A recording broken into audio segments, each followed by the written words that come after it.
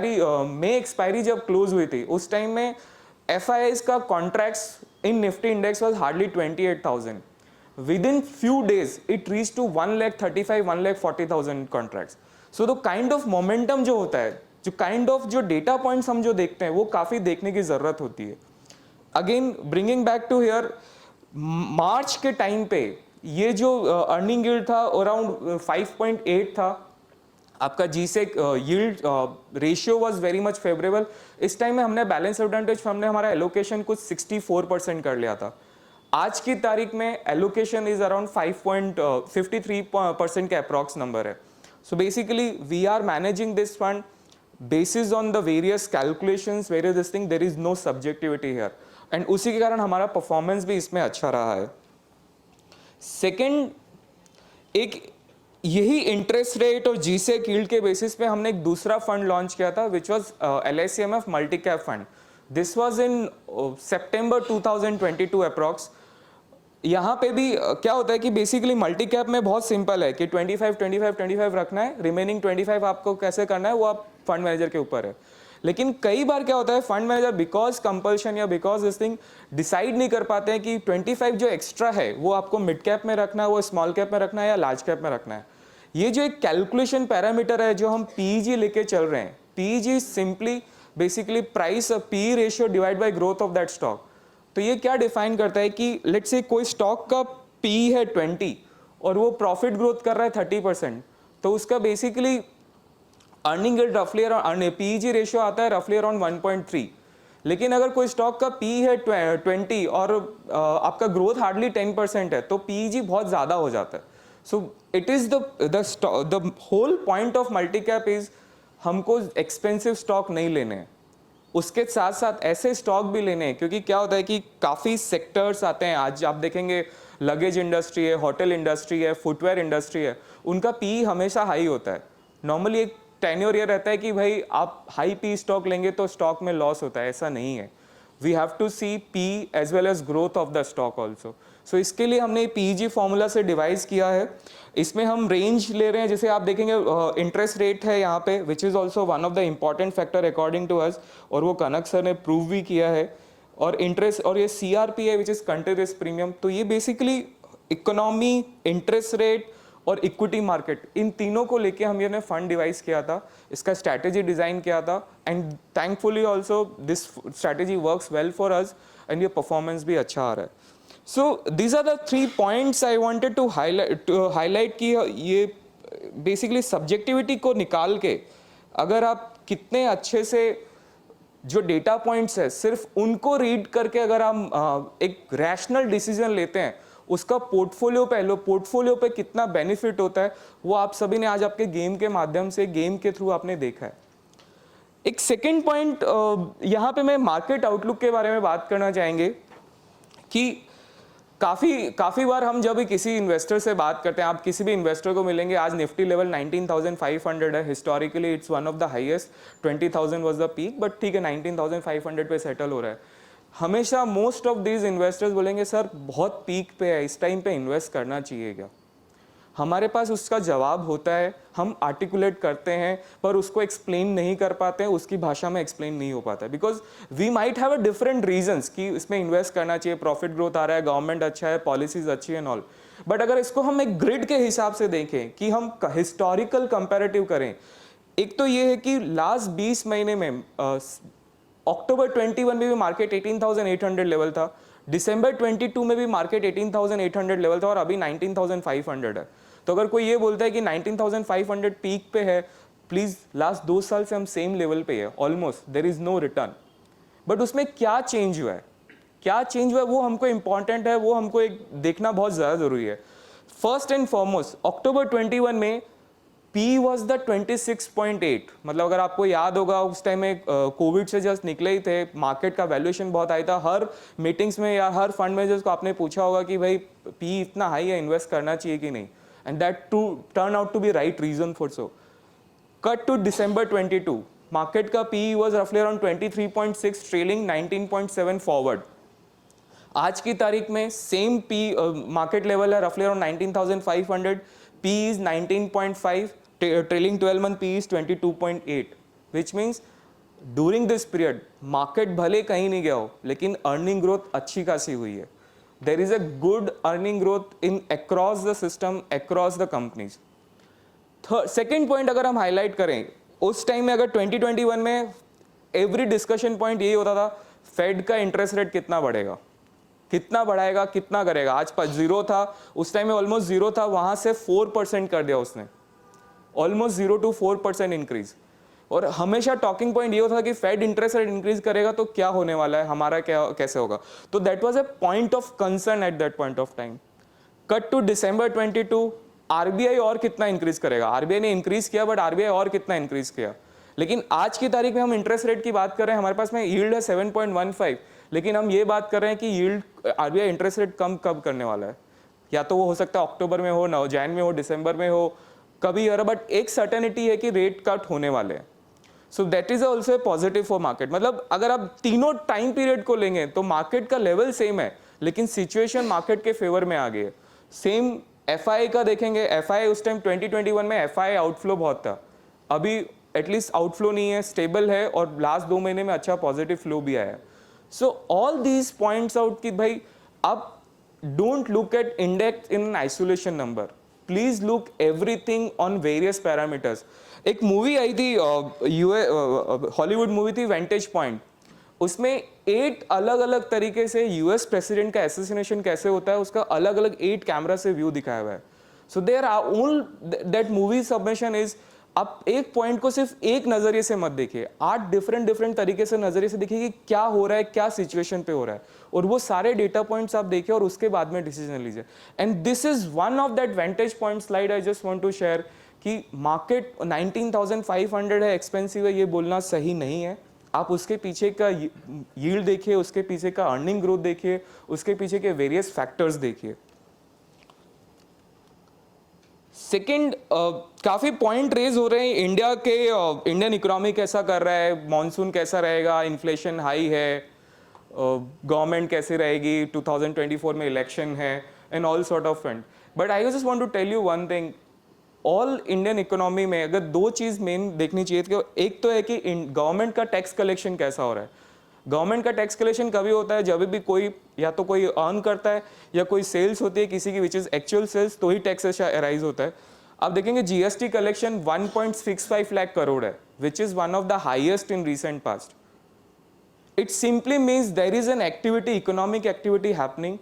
If कोई बंदा sales कर रहा है इसीलिए वो जीएसटी रिकॉर्ड कर रहा है, and that's the reason it is there.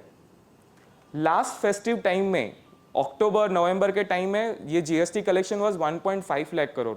At least sluggish month में उससे ज्यादा number is very very good. It actually shows that economy में एक्टिविटी बहुत अच्छी खासी हो रही है. सेकेंड, कोई भी बिजनेस अगर बिजनेस करता है तो पार्शियली मनी उसका होता है, लेकिन there large part of money is a borrowed money. Bank से लेता है, आप इन्वेंट्री करते हैं तो इन्वेंट्री का फंडिंग होता है, वर्किंग कैपिटल होता है, ओडी सीसी सब लेते हैं बैंक से. बैंक का credit growth is right now 16.20%. Again the same point, this is the number. If someone want to do business he will borrow. खाली शौक के लिए बोरो होता है, पर्सनल लोन होता है, लेकिन large part of borrowing in Indian economy happens through these services, through these traders, through these large corporates, mid corporates and small corporates. उनका ग्रोथ अगर स्ट्रांग है, which means there is an enough activity happening at the ground level, which is positive for India, which is positive for market. Third point, rural की अगर हम बात करें कि rural का हमने बहुत नाम सुना है, लेकिन अभी इंपॉर्टेंट क्यों हो जाता है कि लास्ट 2 साल में हमने सुना है काफी के shape recovery. Basically upper segments is earning very high, they are spending. Lower segments का है उनको इनकम ही नहीं है तो उनको एक्सपेंस भी नहीं कर पा रहे हैं और इकोनॉमी वहां पे ट्रबल में है.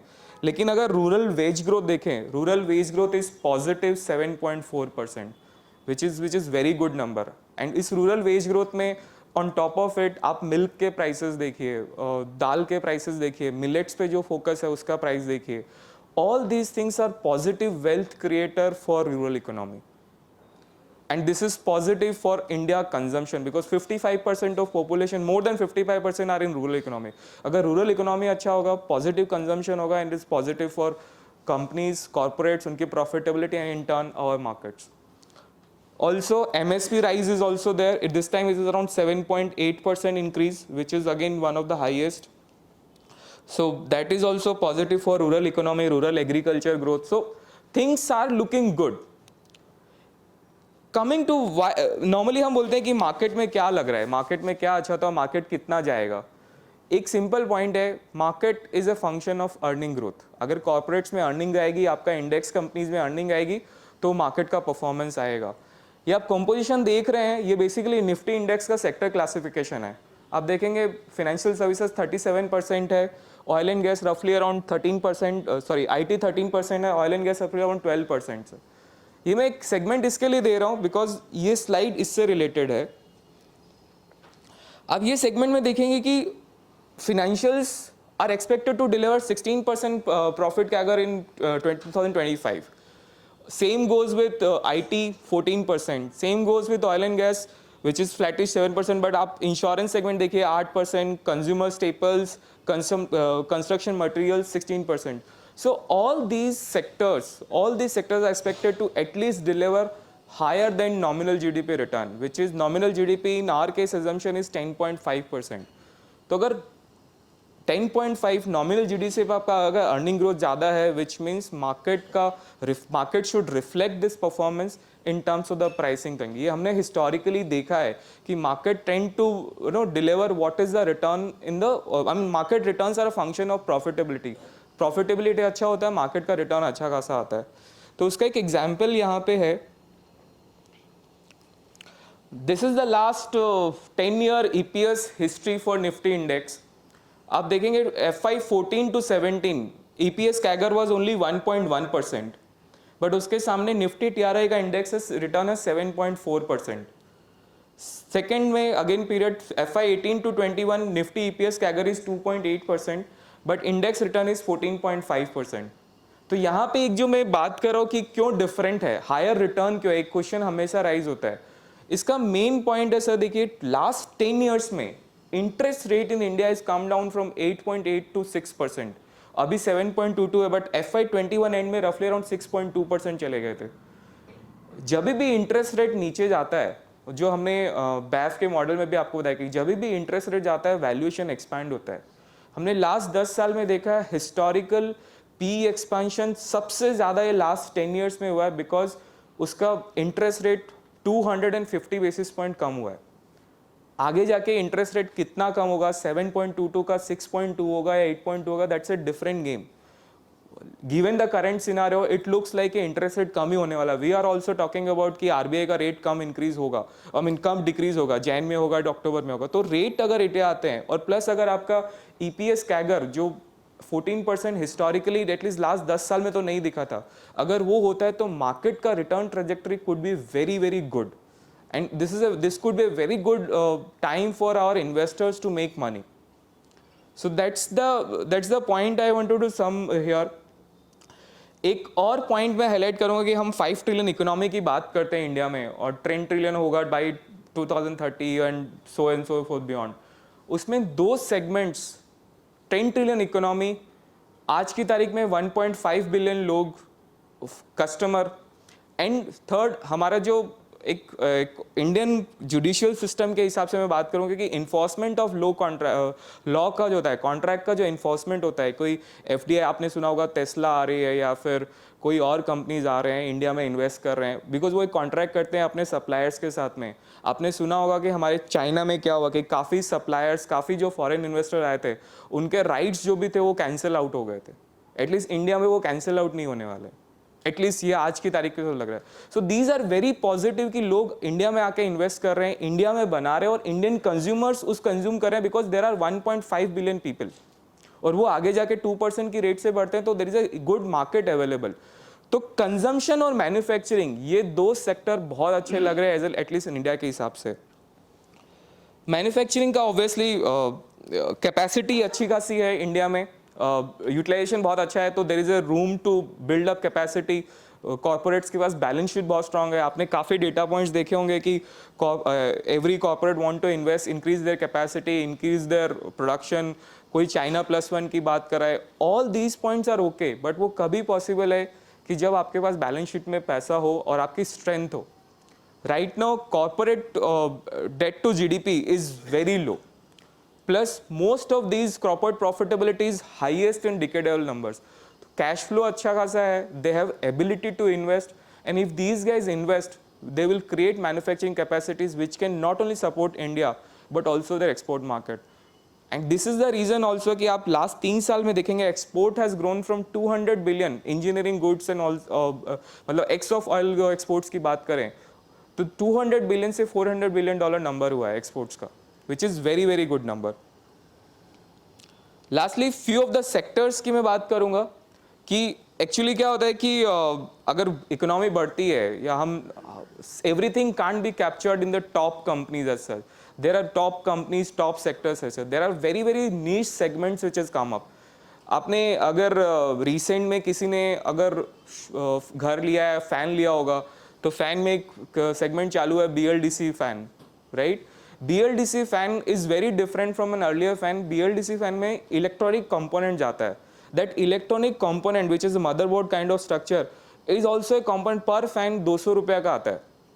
पहले के फैन में कुछ नहीं था. But that 200 rupees component, imagine every घर, every house having that BLDC fan and that 200 component which is made in India. But that company which is making these 200 rupees का चीज are not imported, are made in India. It's a new sector. ऐसे काफी नए sectors India में बन रहे हैं. Innerwear है, अपैरल है, लगेज है, footwear, QSR is basically pizza, all these companies. Luggage आप नॉर्मली पहले कोई भी ये अनब्रांडेड लगेज होता था, आजकल सब लोग या तो VIP लेते हैं या सफारी लेते हैं. इन दोनों का कंपनी का मार्केट कैप टोटल करेंगे तो भी लार्ज कैप का नहीं नंबर नहीं आता. So most of these companies as India's grows, as consumption grow, large part of these benefits so to say will captured in consumption and manufacturing, and we are as a house we are very positive on this. I also manage LICMF FlexiCap fund, which also where we also take benefit or take cognizance of these points that India is going to be a 10 trillion economy beyond and 5 trillion economy very soon, जहाँ पे consumption और manufacturing का boost बहुत रहने वाला है. Our fund will have a reasonable amount of weights in consumption and manufacturing, and we would like to manage it a very very aggressive positioning वैसे. यहाँ पे आप देखेंगे कि हम बेस में हमने रखा है turn around and re-rating. Turn around and re-rating is largely associated with sector जो छोटा है अभी, कंजम्पशन सेगमेंट जिसका छोटा है, लेकिन वहाँ पे उसकी सेक्टर की ग्रोथ बहुत अच्छी हो रही है. 20% 30% से ग्रो हो रहा है वो सेक्टर. तो वहाँ पे अगर हम इन्वेस्ट करेंगे तो एक हमको अच्छा एक्सपेक्टेशन है वेल्थ जनरेट करने का. और कॉन्सेप्ट एजिंग साइक्लिकल्स को इसको हमने बहुत ही छोटा वेट रखेंगे, because concept ageing cycles like companies हो गए, let's say oil ice vehicle को आप बोल रहे हैं कि अगर ऑयल कम आगे जाके EV व्हीकल ही मिलने वाला है तो ऑयल का जो प्रोपोर्शन है कंजम्पशन है वो कम होने वाला है. तो उसके बेसिस पे हम उस पर वेट कम रखेंगे. तो this is just to give an example कि हम किस तरह से हमारे फंड्स में इन्वेस्ट कर रहे हैं. एक और फंड की मैं बात करूंगा, LICMF banking and financial services fund. This fund I manage since September 2021. Financial services sector एक ऐसा है कि it's not a sector, it's an economy itself. आज इंडियन इकोनॉमी में क्रेडिट की ज़रूरत हो, क्रेडिट कार्ड की ज़रूरत हो, credit for personal, credit for investment, credit for infrastructure setup, हर कहीं पे क्रेडिट का रिक्वायरमेंट होता है. तो उसका बेनिफिट ये सेक्टर को ही आता है. आप क्रेडिट लेते हो, insurance, again this sector comes into picture. आप ट्रेड करते हो, broking, again this sector comes into picture. Normally क्या होता है, मेटल सेक्टर देखते हैं, ऑटो सेक्टर देखते हैं कि 5 साल का 7 साल का बिजनेस साइकिल होता है. Historically this sector has outperformed in Nifty index in last 20 years with a very very handsome margin. So this sector has to be one of core investment portfolio. Across index आप देखते हैं 30-35% का weight होता है. This is predominantly one of the reason that this is the core sector of the economy. We manage this fund with all 3 points in this thing, that valuation has to be reasonable, growth has to be reasonable. Because क्या होता है, banking में growth करना बहुत easy है. आज पैसे लेने के लिए सब लोग रेडी हैं. आप कलेक्ट कैसे कर पाते हो, कितना आपका इंफ्रास्ट्रक्चर है कलेक्ट करने का, वो बहुत इंपॉर्टेंट होता है, और वो सब कंपनीज में हम ध्यान रखते हैं. Lastly, this is the last slide for my presentation, listing out few funds which we manage. आप लोग सब जानते होंगे कि IDBI फंड का मर्जर हुआ था, म्यूचुअल फंड का मर्जर इफेक्टिव 31 जुलाई. So we got small cap fund, mid cap fund, focus 30 fund, healthcare fund through that AMC. So now we full-fledged manage it. We are done with the strategy. आपको soon आपको fact sheets में वो changes दिखेंगे. उसके अलावा हमारे funds है infrastructure which is very good to play manufacturing themes. Then large and mid cap is one of our flagship fund, and large cap and ELSS. ELSS is obviously a tax thing as such. So all in all, this is the point I just want to highlight. To summarize, I just want to say one thing. While it is very important to look data, please don't judge market only by its index value. Please look into yield. Please look into earning yield, yield ratio, P, price to book, and then decide. Don't judge by just simply the market level. That's it. Thank you. Thank you for listening. Sir.